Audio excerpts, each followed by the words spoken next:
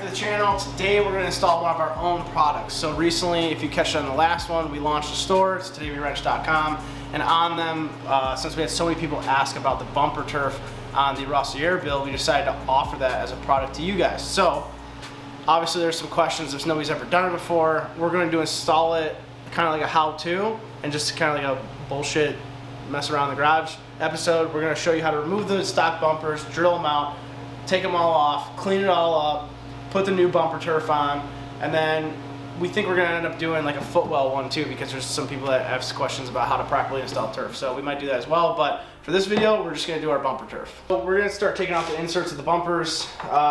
Be careful how much you pry in this corner. Well, we already have one of the corners taken off, so we can really just kind of get it that way, slid off that way, but it just pulls out. It's just kind of tight in there.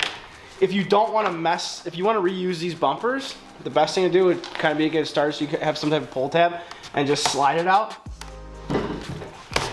Because when you pull the bumpers off like I just did, you kind of ruin the edges that fit so firmly in there. So if you want to reuse these on a different ski or just keep them just in case you end up not liking the turf or whatever the reason is, try to pull all the bumpers out instead of peeling them away. So we're going to go ahead and we're going to get all of our bumpers taken off, and then, get the inserts off so that we can have access to the rivets, and then we'll show you how to pull the rivets out. These ones are kind of impossible to pull off in one piece. Just pull it at an angle and not straight out. You shouldn't really mess the bumpers up. But yeah, so we pulled it at an angle. It frayed them a little bit, but they're still nice to put back together if that's what you want to do. So like I said, we'll pull the inserts out, and then we will be back to show you how to drill the rivets out.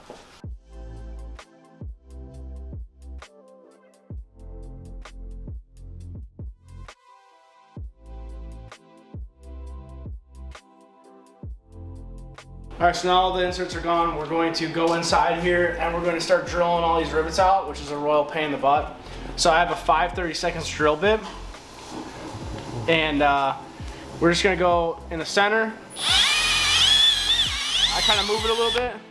I kind of wiggle it back and forth up and down so that I don't try to go all the way through, but as you can see, when you move it back and forth up and down, it'll just break the head away and most of the rivet. So then I take a pair of nail nose pliers, put the drill in reverse, take that one off, and I just continue all the way across. So if you have one that starts spinning in place, if you kind of angle your drill bit up a little bit, most of the time it'll stop spinning in place and end up drilling out. But if it doesn't, you can try to go back in the back of the bumper with nail nose pliers and hold the rivet that you can feel it's kind of out. You might need like the 45-degree angle ones, but you just gotta play with it. You gotta be careful with it. It doesn't really matter what it does to the hull, because at this point you're putting turf on it, and even if you weren't going to put turf on it, if you're just removing the bumpers to buff it or whatever you're doing, you could always do a new hole to strap it down. So the main thing is that you don't want to have the rivet spinning to where it burns through the bumper, because if it burns through the bumper, then that part of your bumper's kind of toast. Like I said, you can drill a new hole, but just be patient with it. Removing rivets suck, especially when you do the turf. It sucks. So luckily you don't have to fill these ones because you're not worried about water getting in the hull. So we're gonna go ahead and drill all these out, and then move on to cleaning it.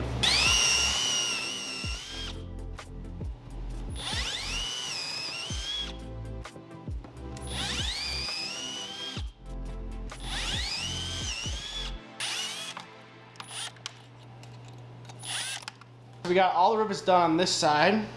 So now, once the rivets are done on this side, you just be able to pull it away. Look at that, like butter. Comes right off. Okay? So then the only other thing you want to be cautious about now is that the heads are off, but you'll get like these very, very sharp rivets that are in place, right? So you should be able to go past here and push the rivets out with like a small Phillips screwdriver, since it's round. If you can't, because the edges are frayed up and they're now larger than the outside of the hole, just take like a grinder and grind this flat and then push it out through the hull. So it'll come out behind the hull, obviously, but definitely be careful right now at this point, because Nick has sliced his hands open a couple times on bumper rivets. They're a lot sharper than they look. Yeah, so they can't be pulled like Nick's. Yeah, you can't pull this way. Nick's straightening them out right now. with needle nose to try to just smooth them out so we don't have to grind them. But they can't be pulled out from this way. Like they can't be pulled towards you. They have to be pushed out because they have a bell end on them now from being tightened with a rivet. So that's pretty much it to remove all these. It's a pretty straightforward process. It just takes some time. Yeah. And then so we're gonna do the rest of the hull, and then we'll come back and show you guys how to clean up this residue and 30 years worth of dirt. There you go. Ugh. All right, so we got all of our bumpers off. So the next step is we have to clean. So all of our bumpers are off. Obviously, our next step is to clean all of this dirt that's been trapped on the bumpers for its birth since '96 or whenever. Who knows? But I will say, in between cleaning and your installing, you want to make sure of a couple things. We're doing this kind of half-assed right now, and I'm saying that because this hull is pretty glossy, and this is just gonna be turned into a race ski for this year anyways, and it's gonna get like a full wrap on it.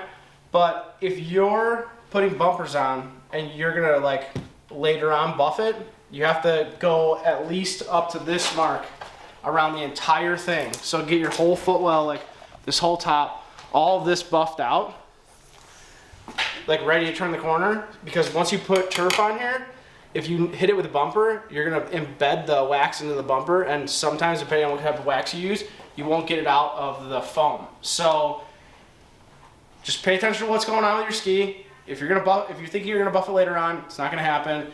At least bump up to the top, so you're clear of the way of the new turf. So we're gonna do that. We're gonna strip our registration. We're gonna buff it, clean all this. We'll show you how we clean it. And then we will show you how to install turf. All right, so now that Jarman got all the bumpers off, we're just gonna wipe all this dirt debris off with some degreaser and a rag. Pretty straightforward stuff. So we're gonna go ahead, I'm gonna clean all this up, and then the next step we'll show you how we use our secret sauce, which is acetone, to prep the surface. Oh, minty. So satisfying. This hull is pretty minty though. Yeah, so that's basically it. Just go around with your degreaser and a towel, get all the dirt and debris up, and then we're gonna hit it round 2 with acetone to do the final prep step, and then we'll show you how we adhere to the turf strips. When you guys are degreasing this, make sure you get underneath and on the flat bottom, because the turf wraps underneath and kind of tucks up where your old bumpers were, so that when the water's coming across the hull, it's not pulling it up. I've seen some people put bumpers on to where they stop it at the flat edge, but they kind of curl up. So ours goes all the way underneath. So make sure you're cleaning everything where it's going to get covered with bumper. All right, so as Nick said, he's going to finish up that, and then we will move on to acetone.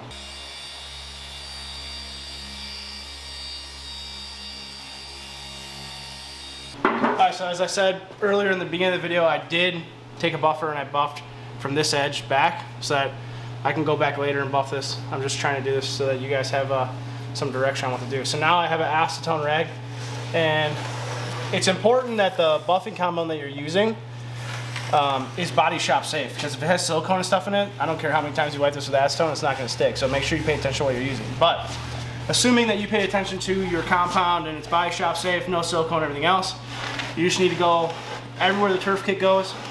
So underneath, the bottom, side, top, acetone it, flip your rag over a couple times. So I'm gonna go around the ski one time with my rag on this side, and I'm gonna flip it, I'm gonna go around the other side, and then I'll probably fold it over and go around the other side again. So I'm gonna wipe it 3 times to make sure all of the contaminants are off it and we have our best chance to stick. We're also using primer, which comes with the kit. We'll show you how those work. But with all these steps done, the acetone wipe, the primer, and then sticking the turf down correctly, this should never peel up. So I'm gonna finish up wiping this whole ski down 3 times like I said, and then we will show you what to do with the primer strips.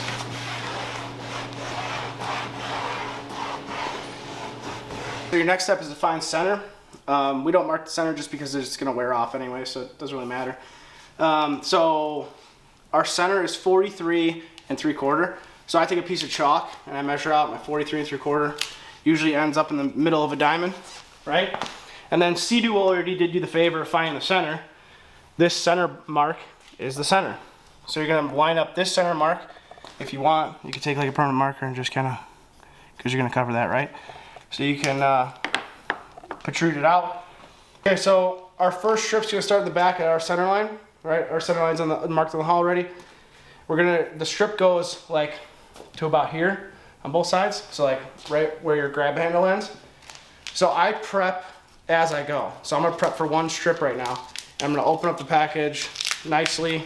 We give you 3 of these, 1 for each strip, so don't burn through it. Make sure you wear gloves. Yeah, wear gloves because it's sticky. So you're just gonna prime this, the whole, everything, right? All of it. You don't have to worry about it drying because that's what it's supposed to do. So I do my tops and sides first because the bottom will tear the pad all up. So I get my sides done real nice, a couple times. And then once you are confident in that, I go underneath because it's still smooth.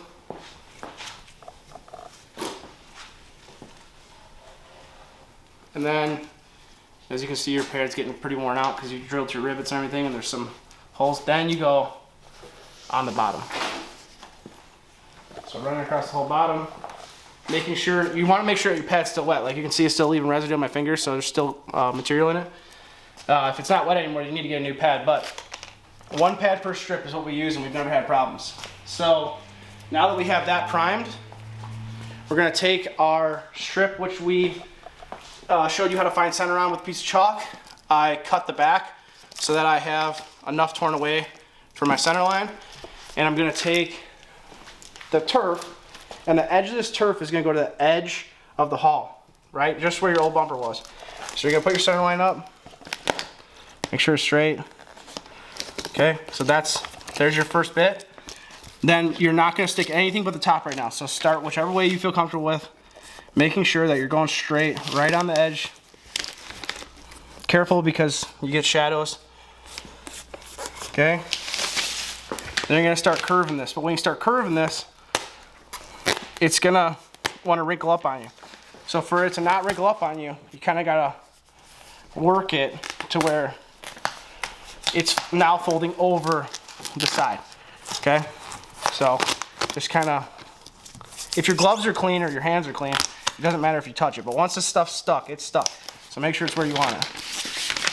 Okay, so we're still walking it. I'm pulling tension on this. Okay, so you walk it right to the edge of your hull. Now you have where you want it. Apply nice pressure. Okay. That side's done. Now we're gonna work on this side. Now again, pay attention here, because the only piece that's stuck to the side currently right now is where it turns. All of this has not been stretched yet. So we're gonna come over here, and we're gonna do the exact same thing. Peel back our paper, right up to the edge of the ski. Okay, and then here's the hard part. You only got 2 of these, so don't mess them up. You just kinda, you can see I'm like wiggling it. And you gotta be very patient with it. Like I said, when this starts folding over here, it's gonna go with the contour. So it's important that it folds over. Okay, so there's my turn. I'm almost out of the turn. Now we're home. Okay. Right up to the edge of the hull. Perfect. Push it all down where it needs to be. And then you're gonna start wrapping it. All right, so now the back and the sides are still flapped up. They have not curled over the fascia of it yet, right? The only thing that's on the fascia is your turn. So you're gonna make sure that your turn is stuck properly, right? Then once you have that, you're going to gently pull down, adhere to the side. Okay. Now that your side's all done, you're gonna apply pressure, because this is pressure sensitive adhesive, obviously. You're gonna apply pressure, and then once you're happy with the way this looks, you're gonna go back to your corner and you're gonna start folding over. So fold over, fold over.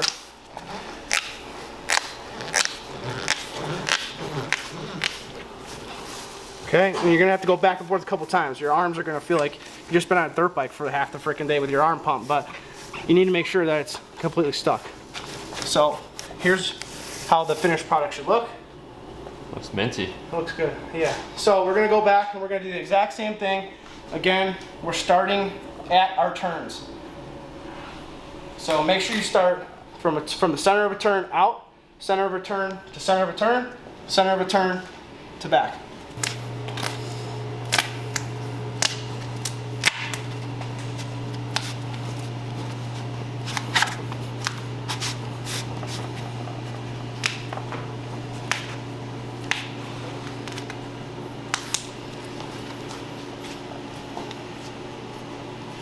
It's important because it's impossible to get this to line up from us because you may stretch it more than we do or the next guy or whatever, right? So you want it to look like that, to where it's just seamless, right?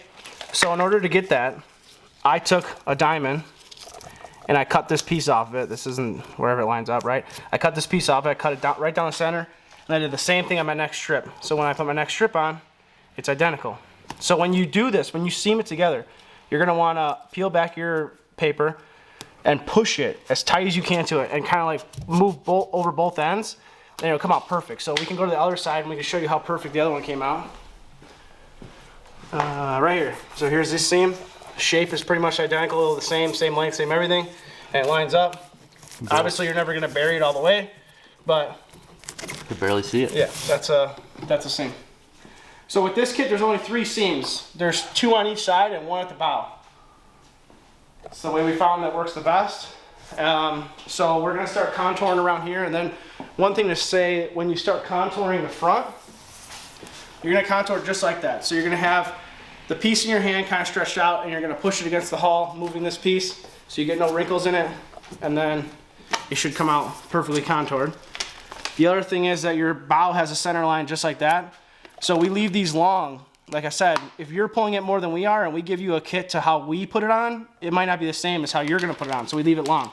So our centers here, our center lines here, if you wanna extend the center line, go ahead like we did in the back. When we come to the front, we'll trim this, and then we'll trim the other one to match as perfect as possible so that we have a cohesive seam. Cohesive. So we'll put this end on, and then we'll show you how we seam the front together. When we come to seam the front, like I said, I stick the my first pad down to the center, cut my center straight, and then you're just gonna have to get it as best as you can. It's not gonna be 100% perfect because you're dealing with 2 different sides. So that's how the finished product should look like, or close to that for the front. And then if you want, you can go back over it with some light heat and just kind of mash everything down. Really, it's best to do this when the sun's out, because you can put it in the sun, bake it out, and then as the sun's beating on it, you just go around it and you kind of curl underneath it. So since it's winter out here in Chicago and we're in a heated garage, but it's not enough heat, we're gonna go through it and we're gonna use a real light heat around the whole thing, wearing like a work glove on the other hand and just kind of crimping everything down. But this is how you take your ordinary turf off and put HydroTurf on your bumpers. As I said before, we have a link to our store down in the description below. You can buy this. It comes in the 3 pre-assembled strips, the primer, and now you have a DIY video how to do it. So thanks for tuning in, and we'll see you on the next one.